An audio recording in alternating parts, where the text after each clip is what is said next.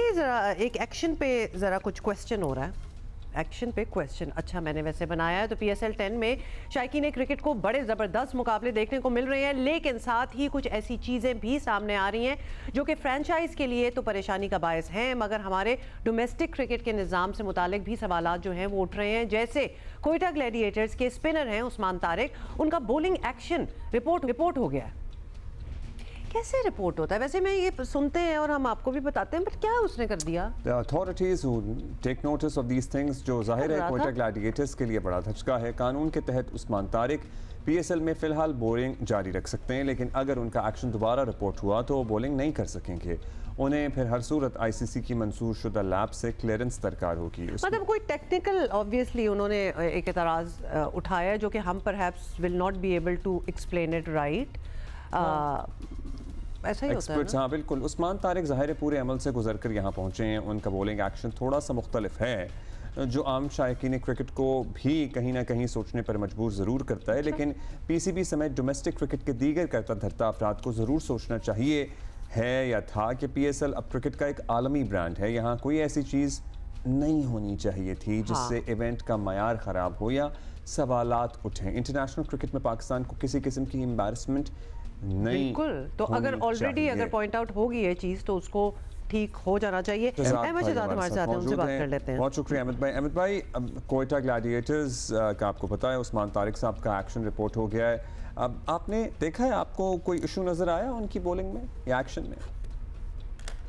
एक दफा पहले भी उनका एक्शन कॉल हुआ है, उसके बाद उनको क्लियरेंस मिली है। क्लियरेंस मिलके दोबारा से इस तरह कॉल हो जाना ये थोड़ा सा डिस्टर्बिंग है। आई एम नॉट श्योर कि ये क्या हो रहा है क्या नहीं। जो भी है, फ्रेंचाइज को काफी नुकसान होने वाला है इस चीज का, क्योंकि कॉम्बिनेशन उन्होंने बनाया था क्योंकि वो क्लियर थे, उसकी वजह से उसको पिक किया गया, कोयटा ग्लैडिएटर्स ने किया। और उसके बाद मेरे ख्याल से उनका जो प्लान लग रहा है वो यही लग रहा है कि मिडिल के अंदर दो मिस्ट्री स्पिनर्स के साथ उन्होंने ऑपरेट करना था, जो अक्सर हमने पहले 2 मैचेस के अंदर देखा है।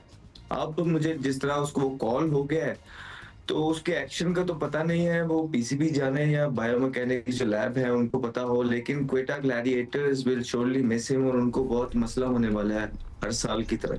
अच्छा, दिस इंटरेस्टिंग कि एक दफ़ा क्लियरेंस उनको मिल चुकी है और दोबारा उसी एक्शन पे उंगलियां उठ रही हैं। अच्छा ये बताएं अहमद कि हमारा आज का मसला ऑब्वियसली नहीं है, सालों से हम देखते रहे हैं कि हमारे बॉलर्स का एक्शन कहीं ना कहीं किसी ना किसी को गलत महसूस होता है।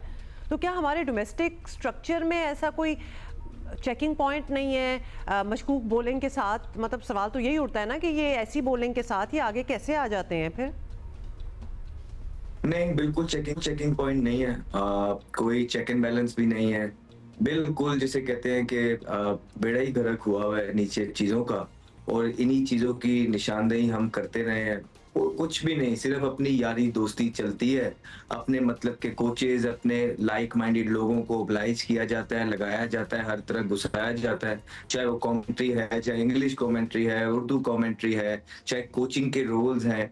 ठीक है, जो कॉम्पिटेंट लोग हैं वो घर बैठे होते हैं, और जिन्होंने कोई कोर्सेज भी नहीं किए हुए वो साथ होते हैं, जस्ट बिकॉज जिसके पास पावर होती है वो उनके जो है ना जानने वाले होते हैं। तो ये प्लेयर्स के साथ भी आगे ऐसा चल रहा है। अब PSL की मजमूई बात कर लेते हैं भाई। अभी तो 4-5 मैचेस ही हुए हैं, लेकिन कुछ अंदाज़ा तो हो ही रहा होगा कि इस बार कौन सी ज़रा स्ट्रीम स्ट्रॉन्ग लग रही है आपको, कौन सी टीम फाइनल तक जाती नज़र आ रही है। What are your thoughts on that? नहीं देखें, पहले इट्स टू अर्ली। जब तक कोई हाफ वे तक नहीं पहुंचते हैं कोई कुछ भी कहना कबलस वक्त होगा। इस्लामाबाद यूनाइटेड में 7 चेंजिंग्स थी, तो जिस टीम में 7 चेंजेस होती है यू एक्सपेक्ट कि उनका कॉम्बिनेशन डिस्टर्ब होगा, लेकिन जिस तरह की परफॉर्मेंसेस ने पहले मैच में प्रोड्यूस की हैं दे लुक गुड।